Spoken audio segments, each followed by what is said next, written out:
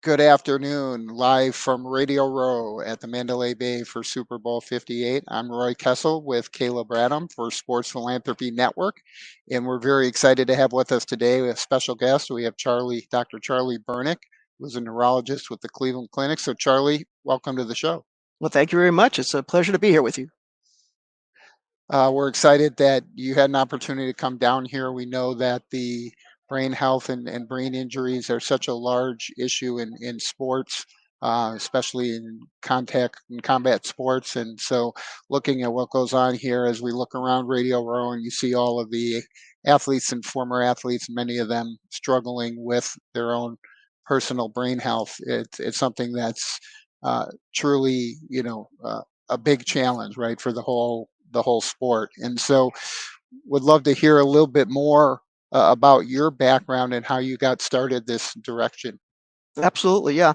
Well, we're at the Cleveland Clinic here in Las Vegas. We've been involved in really trying to understand and study various what we call neurodegenerative diseases of the brain. So this is Alzheimer's and Parkinson's.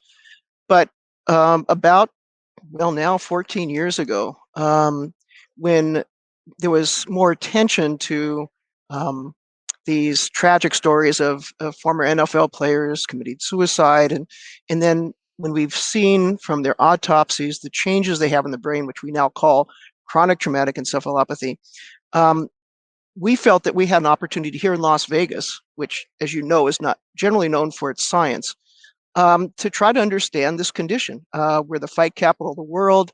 Um, we have many opportunities and support from organizations here, the UFC, Top Rank. These are combat sports organizations that have really embraced this. And it's interesting because really our study over the years has been totally supported by philanthropy and by organizations in the industry um, that have made these long-term studies possible. That is to try to understand long-term effects of head impacts. Yeah, I love that. I'm personally passionate about those more combat focused sports. I come out of cheerleading, roller derby, talk about the NFL, UFC, mixed martial arts, even WWE, right? So we're seeing all of these things. And I think just in the last few years, if you wouldn't mind touching on this, it was only a few years ago that people were talking about you need a dead body to diagnose these things. And now we're hearing more and more about living bodies and sort of this gray brain area.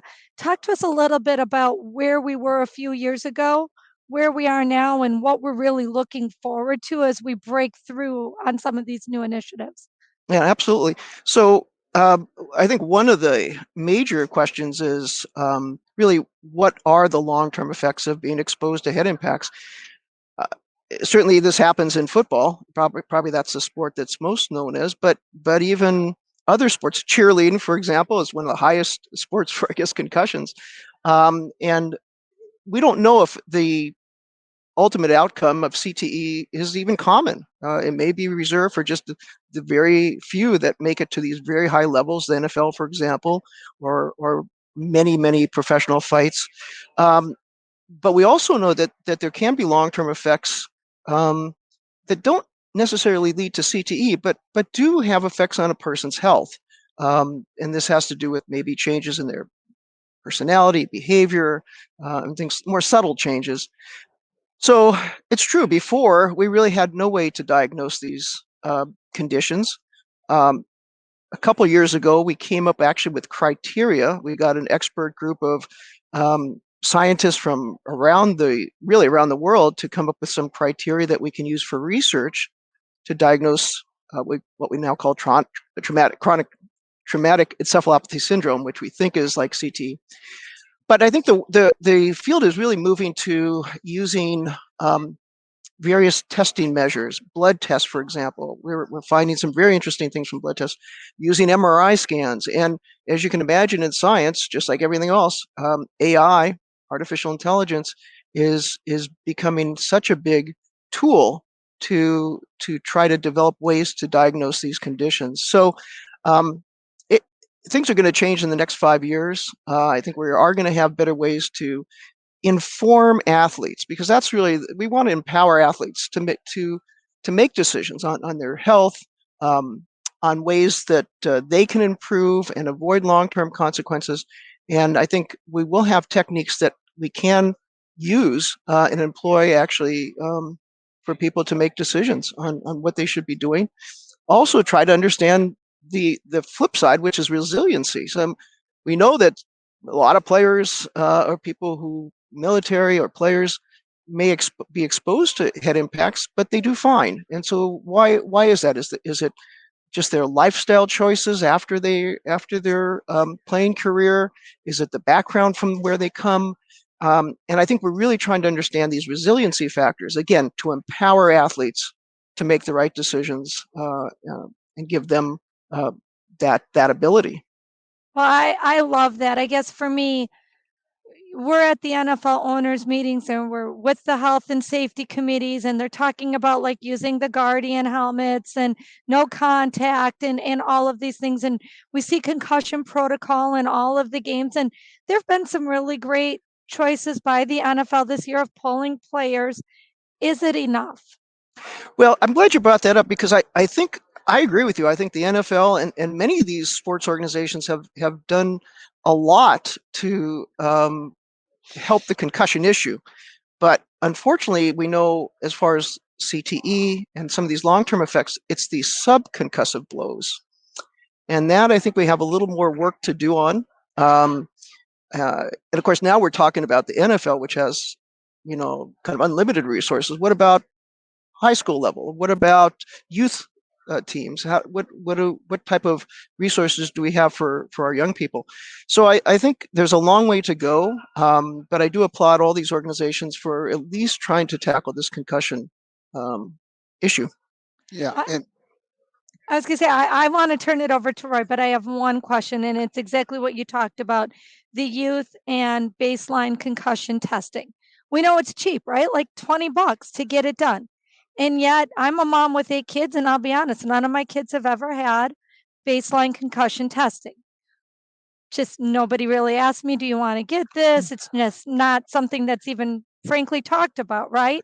What are your thoughts, number one, on baseline concussion testing for youth athletes? And how do we get that public service announcement message out, normalizing baseline concussion testing for regular, everyday American families like me? Yeah.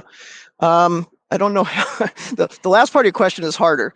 But certainly I think there's a value to have some preseason, testing.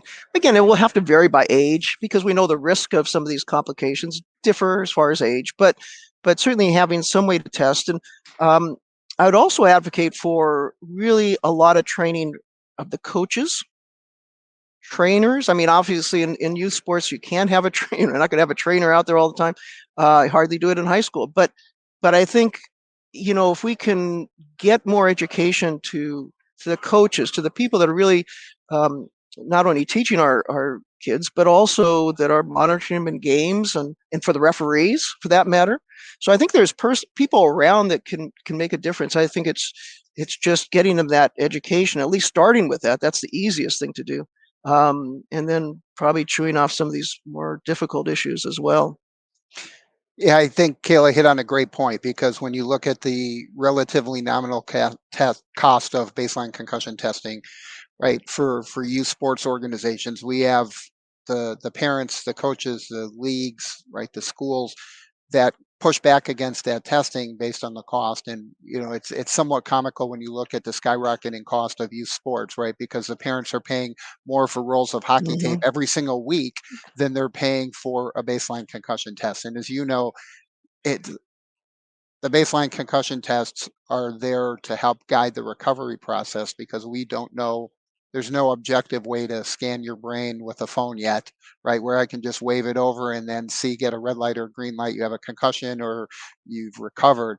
And that's what really interests me in the blood testing, because we've had groups approach us over the years that had what they believe to be very significant ability to detect a concussion, and they would come and tell me it's only $150. And I said, well, that's great, but unless your $150 test is going to be covered by insurance or is going to give me some biomarkers that can help guide the recovery process or determine the length of the recovery process, right? It's not feasible at a youth level to have tests that are 150,000 or $150, right? It's not even happening at the NFL level. So, what's that next sort of generation of testing look like if you look ahead over the next 2 to 3 years, both at the major college professional level, and then how does that get commercialized to an extent that it's viable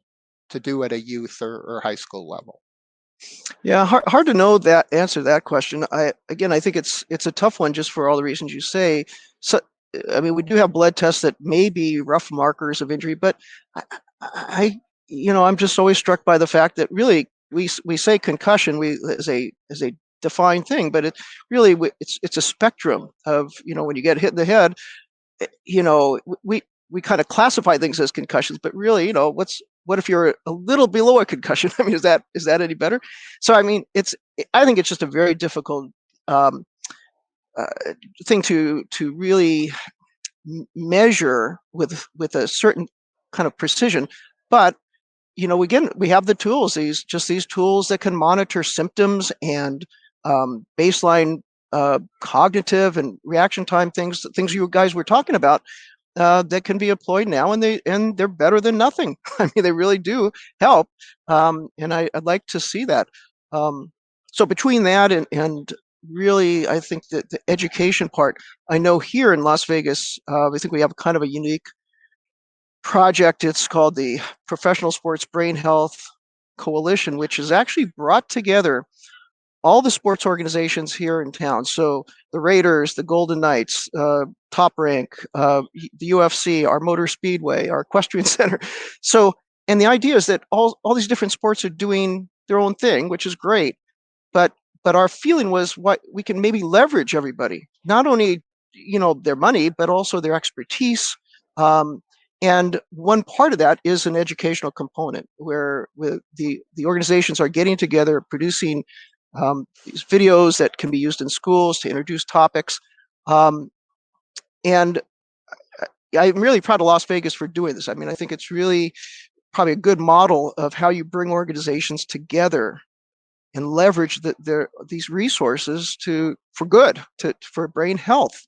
Everybody thinks of, again, sports like NFL or hockey as kind of anti-brain health, but really the sports, sports do a lot more positive than negative, and I think we should see more of that. I would like to see more of that. So, Dr. Bernick, let's break this down.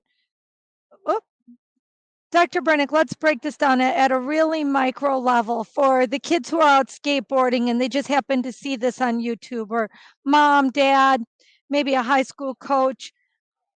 Signs and symptoms that you might have a concussion or you should talk to somebody you trust. And are there certain areas of the head where if you get hit matter more than others?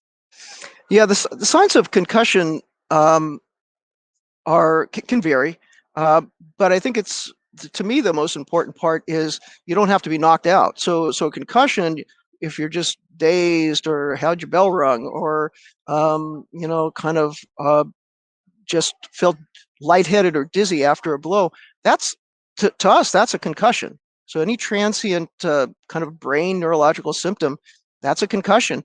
And we know that the symptoms, whether you're knocked out or just had your bell rung, ultimately it's probably the same in the brain. It just depends kind of what areas are affected. But so being aware of this and taking those type of blows seriously. I'm not sure there's a specific area of the brain that's kind of more vulnerable, or the head that's more vulnerable, but we know that blows to the head that actually gets the head moving, kind of twisting, tends to be more likely to cause symptoms, cause a concussion to occur. And if you're a kid and you're just watching this on social media and you or your friend thinks that maybe something isn't right, if nobody's around, what do you do? Well, I think there is some kind of nuance to it, because if somebody has symptoms that really continue on, that don't just concussions, usually the symptoms go away most of the time fairly quickly. But if the symptoms last, they should seek medical attention. And certainly if there's any loss of consciousness, so somebody's knocked out for a period of time, that should get more immediate attention from a medical provider. Thank you.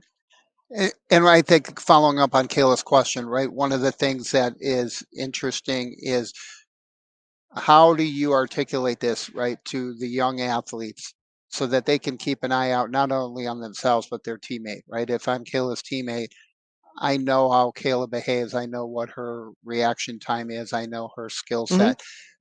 What do I do? What do I do if I observe something that looks off, something that looks wrong?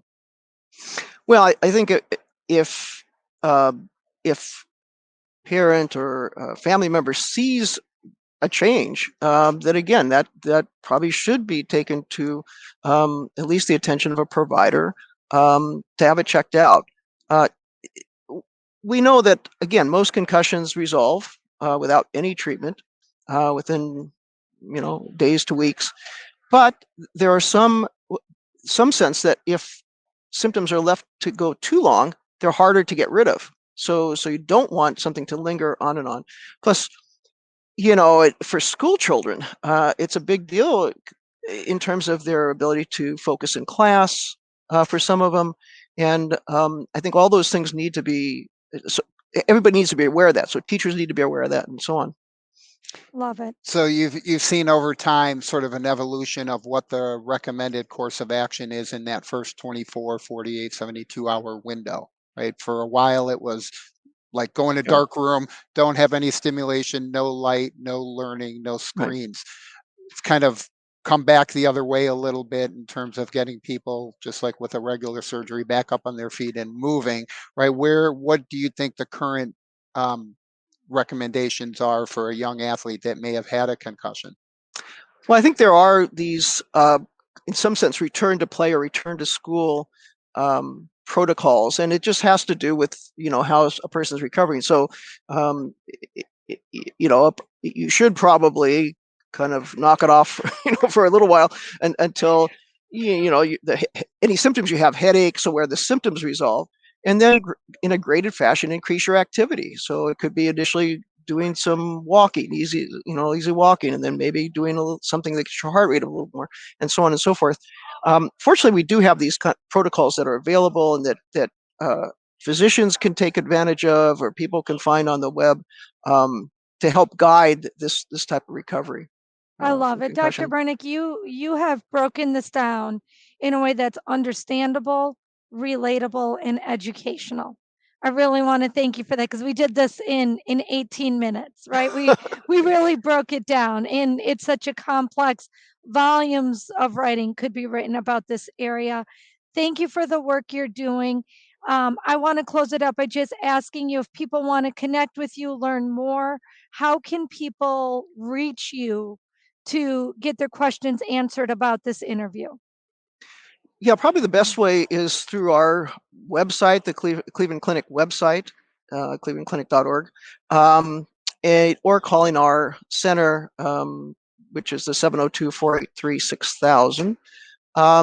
And yeah, we'll be glad to help answer questions as best we can as this field emerges. It's really an exciting time. It really is. On behalf of myself and Roy Kessel at Sports Philanthropy Network, we thank you, Dr. Bernick, for joining us to talk about this very important health and safety issue, not only to the NFL, but to all contact sports. Folks, on behalf of Radio Row Super Bowl 58, Roy Kayla, Sports Philanthropy Network, we want to take a moment and remind you, live generously. Thank you, Dr. Bernick. Thanks so much. We appreciate Thank it. you.